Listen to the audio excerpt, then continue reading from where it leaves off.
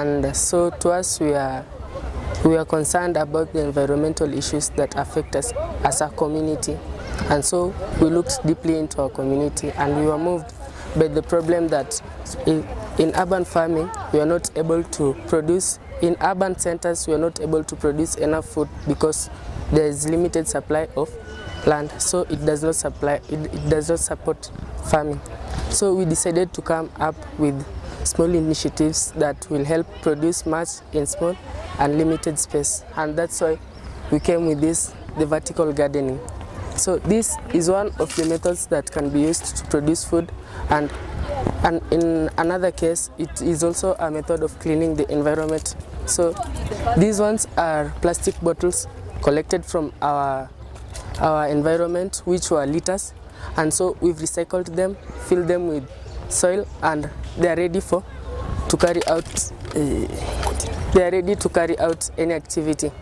So these ones can carry about 2 to 3 orianders, and if you can get more than 150, you'll be able to produce much than enough. So this will be you will be able to produce food for yourself, and it can also be Our aim is to produce food for the community and also for the school. As you can see, this project, it is not just the way you are seeing it here. It has a lot of impacts and benefits. For instance, when we practice this method in a large scale, like we use the whole wall and even the roofs, we will be able to produce much food. Like for example, if we decided to plant here kales, one bottle can accommodate a number around 2. So if we use this method, we are able to produce much. The vegetables will bring a lot of benefits. For example, in school, the school will spend less capital to buy, for example, those vegetables for the students, which they ate during lunchtime.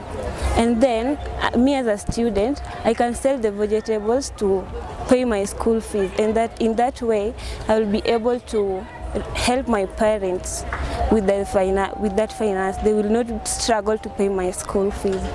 Again, we were hoping when we practice this method for even 2 years, the food shortage which is being experienced in this community will reduce. For example, we can even decide for once we just give the vegetables to people free without charging them, and in that way, it will reduce the level of poverty. Yeah, because the money the community will have used to buy vegetables, they will use it in another way, in another thing. Yeah, and again, by practicing this method, as you can see, we are using plastic bottles.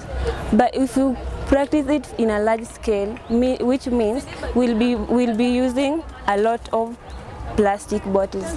This will help the environment to be clean, and that was our impact. That's the way we started this project.